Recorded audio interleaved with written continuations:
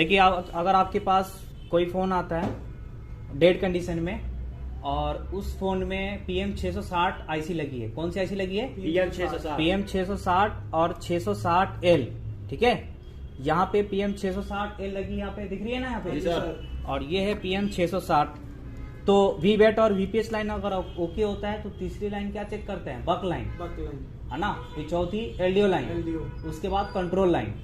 तो बक लाइन में ये जितनी भी यहाँ पे कॉइल लगी है तो कौन सी कॉइल पे कितनी वोल्टेज आनी चाहिए वो आप नोट कर लीजिए, ठीक है। जब VWAT और VPH लाइन ओके होता है उसके बाद क्या चेक करते हैं? बक लाइन, यानी PM के पास जितनी कॉइल लगी है उन सभी कॉइल पे कितनी कितनी सप्लाई आ रही है, समझ गए ना। ये आप लोग को पता होनी चाहिए। और ये आईसी जिस फोन में लगी होगी सेम कंसेप्ट होगा, ये नहीं कि आपको Note 6 Pro ही रिपेयर करेंगे, नहीं।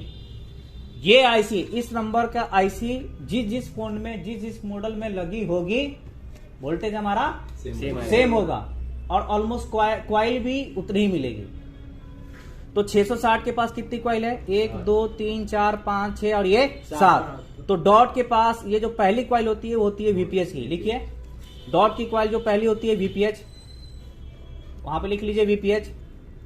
ये डॉट के यहाँ पे जो यहाँ डॉट है ना, तो ये होती है VPH की क्वाइल।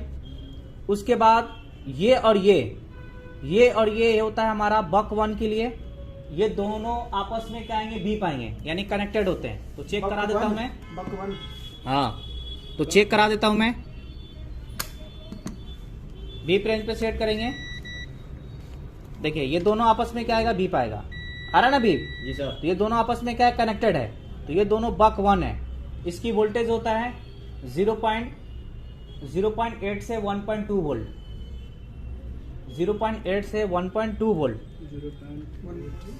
0.8 से 1.2 वोल्ट। और ये जो है ये है आपका APC 0 यानी बक 0। दो तरह का बक है, एक बक 1 और एक बक 0। तो ये भी जाती है CPU में, इसकी भी सप्लाई होती है 0.8 से 1.2 वोल्ट, 0.8 से 1.2 वोल्ट। और ये लाइन कहां जाएगी? CPU IC के अंदर। बक 0 हो या बक 1 हो, ये दोनों लाइन कहां जाएगी? CPU IC के अंदर, ठीक है। और ये जो होती है ये मॉडम की होती है, ये भी CPU IC के अंदर जाती है। वही होता है 0.8 से 1.2। के बाद है LLDO, इसके नीचे कौन सा है? LLDO।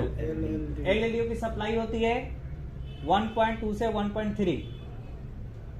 1.3 वोल्ट। ये भी सप्लाई बननी चाहिए, है ना। उसके बाद ये लास्ट का होता है HLDO, 2 वोल्ट समथिंग, HLDO। हाँ, समझ लीजिए पहला हमारी वोल्टेज समझ लीजिए जब चार्जर और ध्यान दीजिएगा PM660 या 660L आईसी लगी होगी तो हमें चार्जर और बैटरी दोनों लगाकर चेक करना होता है। अभी हम चेक करके दिखाएंगे, ठीक है जी सर। चार्जर और बैटरी दोनों लगाकर चेक करना होता है, ठीक है। किस फोन में? जिसमें 660L लगी होगी तो हमें चार्जर और बैटरी दोनों लगाना होता है। तो पहला हमारा सप्लाई HLDO और LLDO बनना चाहिए। पहला ये सप्लाई बनेगी तो बहुत सारे हमारी LDO सप्लाई बनकर तैयार होगी, समझ गए ना जी सर। तो VPH की वोल्टेज कितना होता है? 3.7 से 4.2 वोल्टेज, समझ गए? Yes sir. हाँ, तो ये हमारा PM660 का ये हमारा आउटपुट है और ये हमारा डेटा लगभग सब सेम रहेगा। जिस फोन में आईसी लगी होगी हमें इतने ही वोल्टेज चेक करना होता है, ठीक है ना। ठीक है, अभी हम चेक करेंगे वोल्टेज भी। अभी मैं बता देता हूं मैं, फिर वोल्टेज चेक करके दिखाएंगे 1 by 1। चलिए अब हम 660L का बनाते हैं। तो इस कॉइल पे जो आती है VRAM वाली वोल्टेज आती है वो आती है 1.2 वोल्ट। और ये कब चेक करते हैं? चार्जर और बैटरी दोनों लगाकर, ठीक है। चार्जर और बैटरी दोनों लगा चेक करेंगे 1.2। लिखिए, इस वाली कॉइल पे ये हमारा बक 1 होता है जी सर, 1.1 वोल्टेज जी सर। ये जो कॉइल होती है ये मेमोरी की होती है। कौन सी होती है? मेमोरी की होती है 0.9 वोल्ट।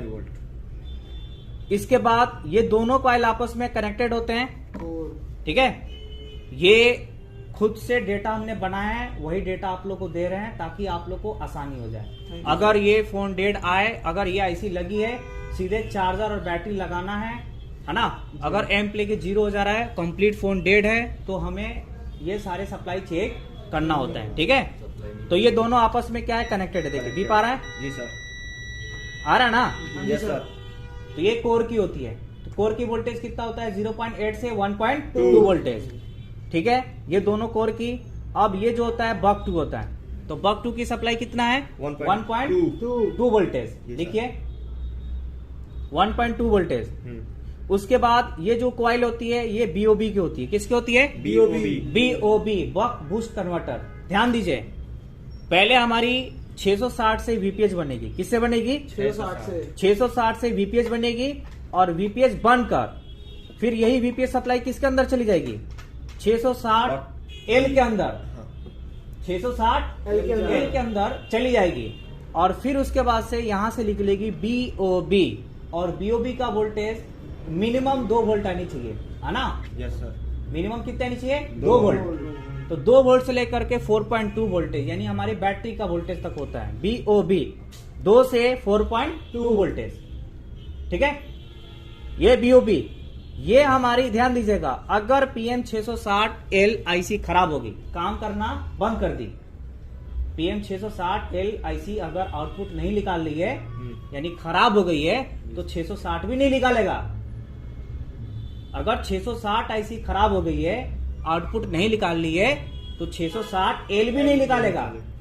क्या समझे बताइए, दोनों आपस में कनेक्टेड है, दोनों आपस में कनेक्ट, कुछ ना कुछ कनेक्टिविटी है वीपीएच और उससे। नहीं, क्या समझे अभी आपने, कि अगर 660 आउटपुट नहीं निकालेगा तो 660L भी नहीं निकालेगा, एल भी नहीं निकालेगा। अगर 660L नहीं निकाल ली है, तो 660 भी नहीं निकालेगा, 660 भी नहीं निकालेगा। जी सर, ये दोनों का पेयरिंग होता है, और इसी में लोग वाग, यानी टेक्नीशियन भाई साहब, हम भी बहुत सारे कंफ्यूजन थे, लेकिन जब हमने देखा, हमने घंटों घंटों लगा रहा, तो फिर फाइनली पता चला कि इन दोनों का क्या है, कनेक्टिविटी है। जैसे ब्लूटूथ का होता है ना पेयरिंग, जी सर, ठीक उसी तरीके से इन दोनों क्या है, पेयरिंग। समझ गए, तो बीओबी बनना चाहिए। ये बीओबी बनकर फिर कहां जाएगी, PM 660 के अंदर। अच्छा, समझ गए ना। और जा करके बहुत सारे क्या होगी, एलडीओ सप्लाई बनाएगी। समझ गए, हाँ, LLDO। ये बीओबी सप्लाई बना करके किसके अंदर जाएगी, इस आईसी के अंदर, 660 के अंदर। अब ये 660 के अंदर जाएगी, तो अब यहां से बहुत सारे एलडीओ सप्लाई बनाएगी, LDO 1, LDO 2, LDO 3। अब वही LDO बना करके CPU, MMC, नेटवर्क, चार्जिंग तो नहीं, आपका कैमरा, टच, ऐसे से पहुंचाएगा। समझ गए। Yes sir. अब उसके बाद जो होता है हमारा बीओबी के बाद, जो ये वाली जो कॉइल है, ये है LCD के लिए स्पेशलिस्ट। अगर यहां पर भी सप्लाई नहीं बनाएगी, तो भी क्या होगा, अगर यहां पे सप्लाई नहीं बनाएगी, तो भी हमारे डिस्प्ले पे ऑन तो होगा, लेकिन ग्राफिक नहीं आएगी, ना लाइट आएगी और ना ही ग्राफिक आएगी। समझ गए। तो इसकी वोल्टेज उतना ही होगा, 3.7 से 4.2 वोल्टेज, 3.7 से 4.2 वोल्टेज। अब ये वाली जो कॉइल है, तो ये वाली कॉइल हमारा लाइट के लिए, क्योंकि यहाँ पे सीरीज में डायोड लगी है, लाइट के लिए, LCD लाइट। लास्ट कॉइल जो है लिख लीजिए LCD लाइट। किसके लिए, LCD लाइट के लिए। अब हम आपको ये चीज बताने की कोशिश करेंगे कि 660L में क्या क्या कनेक्शन होता है। तो 660L में लाइट की कनेक्शन होता है, समझ गए। 660L में क्या कनेक्शन होता है, लाइट और ग्राफिक का भी होता है। किसका होता है, ग्राफिक का भी। इसके अलावा CPU, MMC में सप्लाई जाती है, समझ गए। अब इसकी बात करूं मैं 660 का, तो 660 में हमारा VPH पावर बनाती है, और 660 में हमारा चार्जिंग का कनेक्शन होता है, और इसके अलावा हमारी सप्लाई है आउट करके CPU, MMC और बाकी सेक्शन में भी जाती है। समझ गए। Yes sir. तो जब भी ध्यान दीजिएगा, जितनी भी एल वाले जो होता है, क्या होता है, एल वाले, चाहे वो PM 6150L हो, या 8150L हो, या फिर 6125L हो, तो इनमें हमारा लाइट की कनेक्शन मिलेगा। क्या मिलेगा, लाइट का कनेक्शन। और जितने भी एल नहीं है, जैसे 8150, 6150, 6125, 660, इनमें हमारा चार्जिंग का कनेक्शन होगा और VPH पावर बनाएगी। समझ गया ना। तो ऐसे हमें हर एक चीज के बारे में जानना है डेप्थ में, ताकि हमारे पास फोन आए तो हम कंफ्यूज ना हो देख करके कहां चेक करूं। तो पहले हमने क्या बताए थे, एक वायरिंग की बताए थे ना जी सर। कि हमें अगर ट्रेसिंग करना है तो ट्रेसिंग करने से पहले हमें 5-6 चीजें आनी चाहिए, है ना, बताए थे। जी सर। पहला कंपोनेंट की अच्छे से टेस्टिंग पहचान। Working, block diagram Yes. बताए थे ना, जी सर। सीरीज और पैरेलल,